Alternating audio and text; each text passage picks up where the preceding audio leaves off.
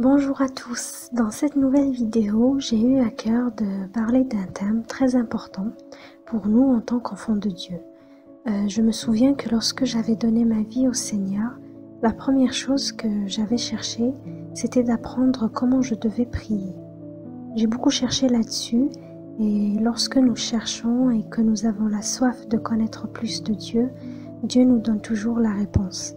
J'ai donc voulu partager avec vous ce que le Saint-Esprit m'a montré et ce que j'ai appris au travers de plusieurs enseignements d'hommes et femmes de Dieu. Pour commencer, ce qu'il faut savoir, c'est que la prière ne doit pas être faite d'une manière religieuse, avoir 2 ou 3 phrases à apprendre et réciter à chaque fois. Au contraire, la prière est une conversation toute simple que l'on peut avoir avec Dieu.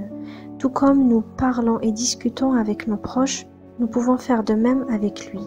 Jésus nous dit dans Matthieu chapitre 11 au verset 28 « Venez à moi, vous tous qui êtes fatigués, de porter un lourd fardeau, et je vous donnerai le repos. » Nous devons donc aller vers Dieu pour lui raconter ce que nous vivons, lui confier ce que nous ressentons et partager un moment de qualité avec lui pendant la prière. Comme nous tous, les disciples de Jésus ont eux aussi cherché et demandé à Jésus de leur apprendre à prier. Il leur a répondu comme nous le lisons dans Matthieu au chapitre 6 du verset 9 à 13. « Voici comment vous devez prier. Notre Père qui est dans les cieux, que la sainteté de ton nom soit reconnue, que ton règne vienne, que ta volonté soit faite sur la terre comme elle l'est dans le ciel. Donne-nous aujourd'hui la nourriture nécessaire. Pardonne-nous le mal que nous avons commis, comme nous pardonnons à ceux qui nous ont fait du mal. Et ne nous expose pas à la tentation, mais délivre-nous du mauvais. » Ici, le Seigneur n'a pas donné à ses disciples une récitation à faire lorsqu'ils vont prier, mais il nous a donné, à nous tous, une sorte de modèle à suivre, c'est-à-dire que lorsque nous allons prier, nous pouvons louer le Seigneur pour ce qu'il est, pour ce qu'il fait de nos vies, pour ce qu'il fait de la vie des autres. Nous pouvons passer un temps à chercher Dieu, à chercher sa volonté pour notre vie, lui demander à connaître ses plans pour nous. Nous pouvons nous rendre disponibles s'il veut nous utiliser, savoir comment nous pouvons le servir dans nos vies. Nous pouvons lui demander pardon pour nos péchés, prier de demeurer ferme face à la tentation. Nous prions également pour nos besoins.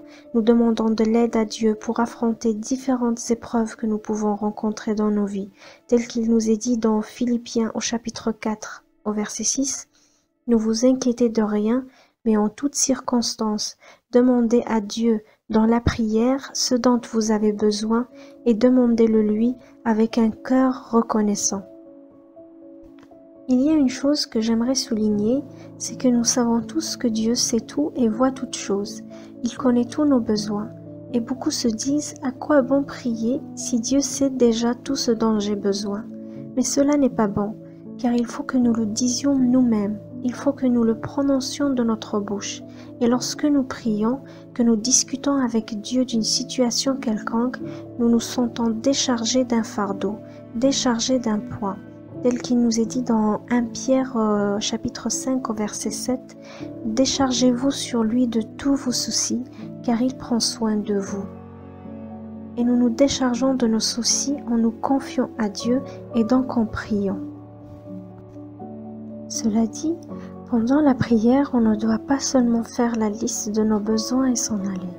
Ça doit être un moment de partage, de communion avec Dieu, où on peut tout simplement le louer, l'adorer, le remercier pour ce qu'il fait de nos vies, pour sa présence et sa disponibilité pour nous, où nous pouvons lui dire à quel point nous l'aimons, chercher à le connaître, à le découvrir, à découvrir la dimension de son amour et de sa bonté envers nous.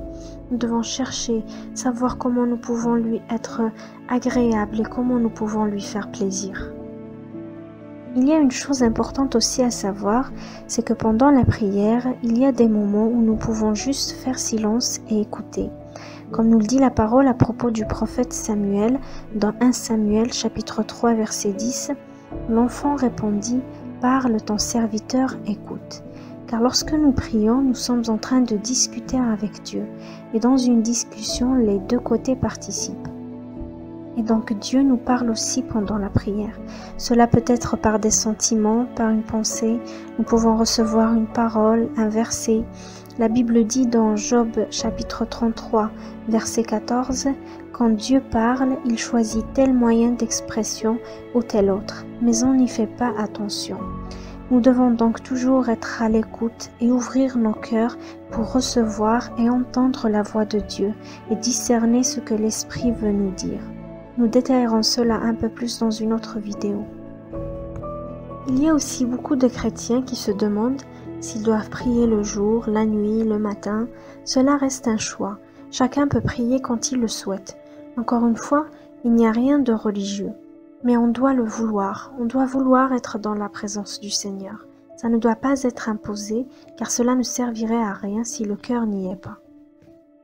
Cela dit, l'apôtre Paul nous dit dans 1 Thessaloniciens chapitre 5 du verset 16 à 18 « Soyez toujours joyeux, priez sans cesse, remerciez Dieu en toutes circonstances. Voilà ce que Dieu demande de vous dans votre vie avec Jésus-Christ. » Nous devons prier à chaque instant. Nous devons inclure le Seigneur dans tout ce que nous faisons. Nous devons lui demander conseil pour tout. Nous devons partager tout avec lui et non pas nous limiter à un certain temps et un certain endroit pour partager quelque chose avec le Seigneur. Marc chapitre 1 au verset 35 nous dit « Très tôt le lendemain, alors qu'il faisait encore nuit noire, Jésus se leva et sortit de la maison. Il s'en alla hors de la ville dans un endroit isolé, là il se mit à prier. » Jésus priait beaucoup tôt le matin.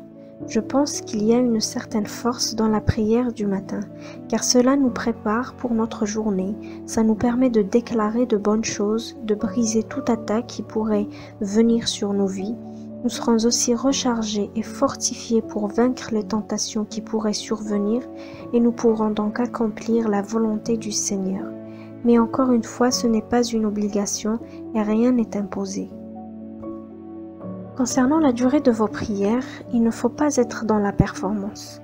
Se dire aujourd'hui, je dois absolument rester 1 heure ou 2 heures dans la prière et regarder à chaque fois l'heure qu'il est. Cela n'est pas agréable aux yeux de Dieu. Il faut au contraire passer un moment de qualité avec Dieu, que ça vienne du fond du cœur, afin que ce soit édifiant et efficace, peu importe le temps que ça prend. Voilà, j'espère que vous avez été édifiés grâce à cette vidéo, que ça vous a été bénéfique. Que Dieu vous bénisse abondamment.